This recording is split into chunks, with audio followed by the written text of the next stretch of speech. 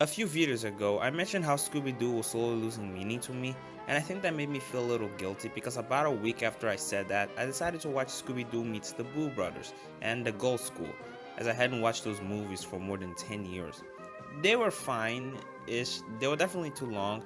I think I like The Ghost School more because Meets the Boo Brothers was just a never-ending cycle of repetitive gags, plus those Ghost Brothers were really lame. The Ghost School had more likable characters and a better flow, although Meets the Boo Brothers is a better mystery movie since The Ghost School is barely a mystery.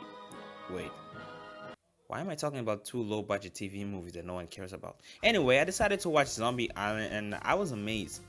It had pacing issues as it does take a while for the good stuff to start happening, but once it does, the movie becomes thrilling.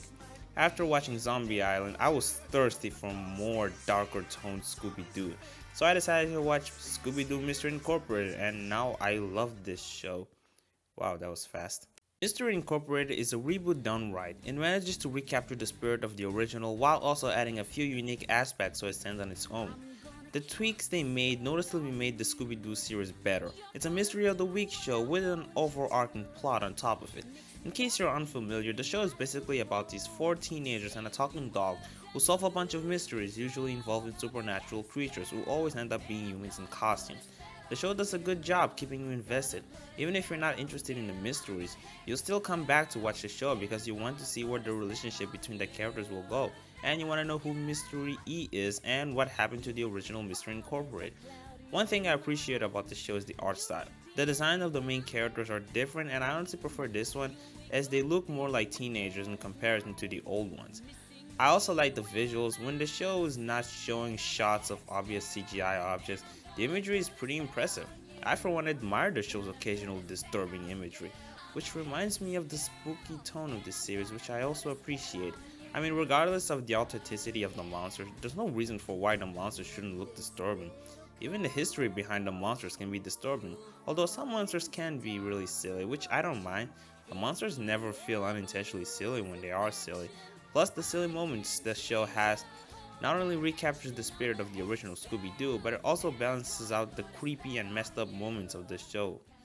I very much like the comedy. My first reaction after watching the first episode was, hey, this is actually funny. Like, cleverly funny. Something that's not so much apparent in previous incarnation. I mean, they're not bad comedically, but I think Mr. Incorporated handles the comedy better.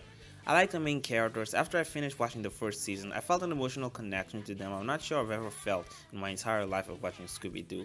I guess in a way, for someone who grew up watching Scooby-Doo and seeing these characters being developed like never before, it was emotionally overwhelming watching Mystery Incorporated.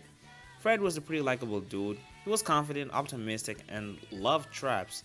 He's also pretty naive, and initially you find it to be pretty funny, and as the episodes go on, you start to wonder what the heck is wrong with him. But as we reach the end of season 1, his character becomes clearer and you understand why he comes off as naive when it comes to relationship. Daphne was, well, she was Fred's love interest. I wish I could say there's more to her, but that's pretty much her role in the show. I mean, she's not a bad character. She does feel like a human being and I do care for her. I just don't think her purpose in the show extends beyond being Fred's love interest. Velma is the brains of the group. Her skepticism makes me relate to her, especially during the end of the show. Shaggy and Scooby are pretty much Shaggy and Scooby. Not much change about them besides Scooby being a more independent character. I don't mind that though. In fact, I'm not sure I would have wanted Shaggy and Scooby to change. They've never been an issue to me. I like them as comic relief characters as they are pretty funny. However, there is one thing about them that kinda bothered me. So during the middle of the first season, Shaggy and Velma broke up because Shaggy chose Scooby over her, which is already strange. Look, I am far from being an expert on relationships, but do you really need to give up your girlfriend to hang out with your best friend? I mean, it's not like Shaggy was literally dating with Scooby. Then later in the show, Shaggy considered getting back together with Velma, and much later on, he wanted to date another girl. What? I thought the reason you broke up with Velma was because of Scooby. He's still there, you know. I mean, what's so different this time? What makes it even more confusing is that when Shaggy wanted to ask the other girl out, Scooby didn't even seem to give a crap. In fact, he had Shaggy's back. What? You were the one who pressured Shaggy to choose you over Velma, and now you're supporting him with another romantic relationship? This doesn't make any sense. Forget I asked. I guess I couldn't review Mr. Incorporated without talking about the last two episodes, especially the very last one. The show went to a more supernatural and apocalyptic route, and I'll be honest, I was unsettled, but I get the feeling it was the intention. And you know what? If that was their intention, well, then I congratulate them. For starters, they set up the supernatural stuff pretty well. They didn't wait until the very last episode to pull the rug out of the audience by jamming the whole supernatural elements. They carefully set up those elements in previous episodes. Plus, they did a pretty good job creating a dark and apocalyptic setting. Something else I would like to talk about is how the last episode ended. Now, when I saw that after the gang defeated the ultimate bad guy, everything became okay with Crystal Cove, I was concerned. I was worried that this was going to be a cheap happy ending. And while it did give that impression at first, it was actually more than that. For one, it makes sense why everything seemed right with Crystal Cove, since the town was cursed before the bad guy was defeated. Plus, the gang weren't satisfied with how Crystal Cove was different from what they were used to, like me, so I could very much relate to them. Something else I would like to point out is how at the end credit scenes, the music was the same as the opening theme song, which had a happier tone than the usual almost depressing end credits theme, which makes sense since Crystal Cove wasn't cursed anymore.